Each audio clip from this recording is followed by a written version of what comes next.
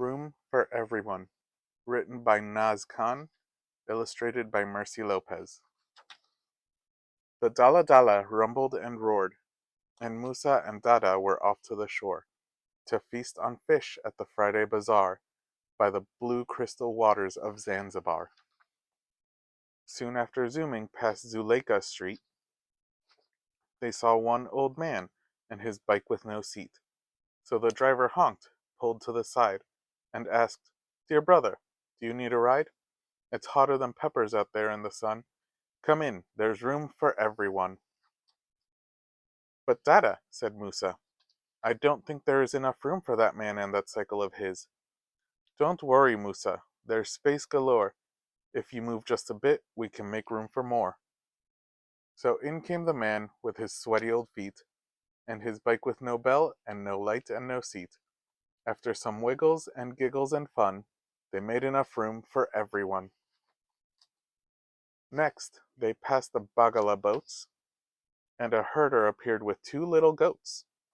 So the Dala Dala pulled to the side, and the driver yelled, "Do you need a ride? It's hotter than peppers out there in the sun. Come in, there's room for everyone." "But Dada," asked Musa, "can there really be enough room for a cycle, two goats, and me?" "Of course there is. If we squeeze a bit, we'll make enough room for us to all fit." And though the seating arrangement was tight, Musa could see that Dada was right. After a shuffle, a squirm, and a squeeze, they found a small space beside Dada's knees.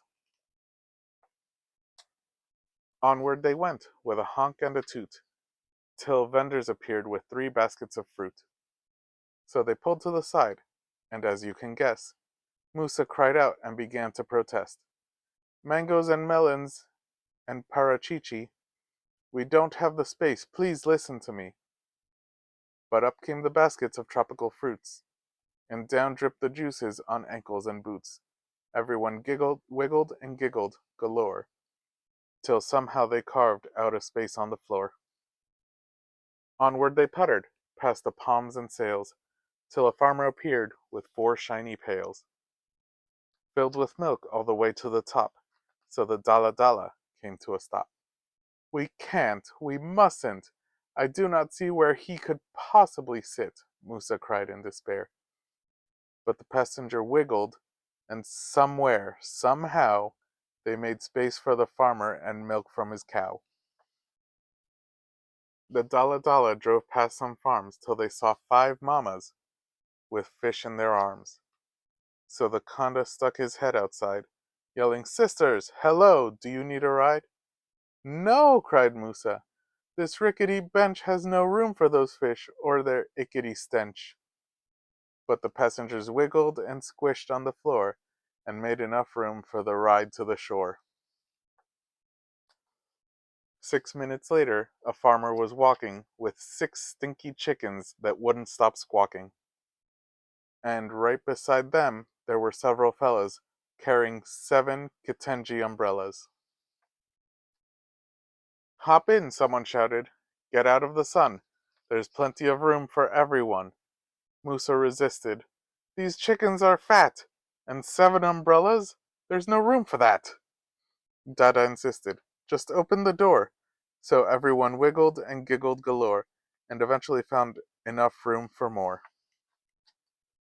Soon they were making a turn down the lane, where a vendor was carrying 8 sugar canes and 9 tender coconuts, fresh off the tree.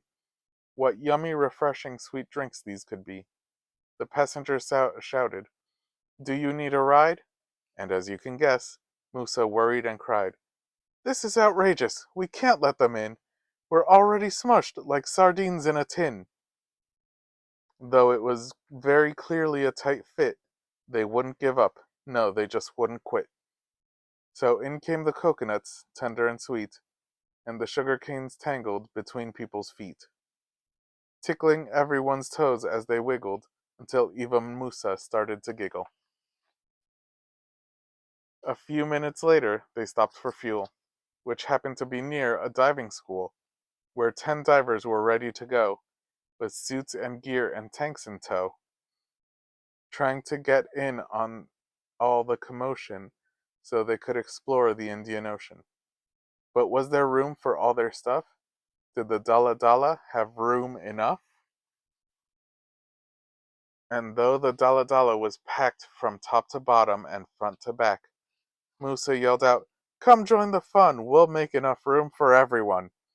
So the swimmers with snorkels and tubes and fins wiggled and giggled and wriggled right in.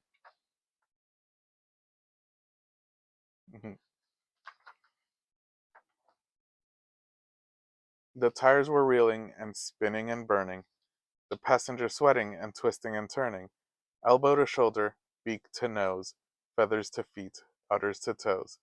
What a sight to see, what a comical crew, stuck together like globbledy glue. They clunkety clunked like junk in a trunk, so close to a breakdown, kerplunkety plunk.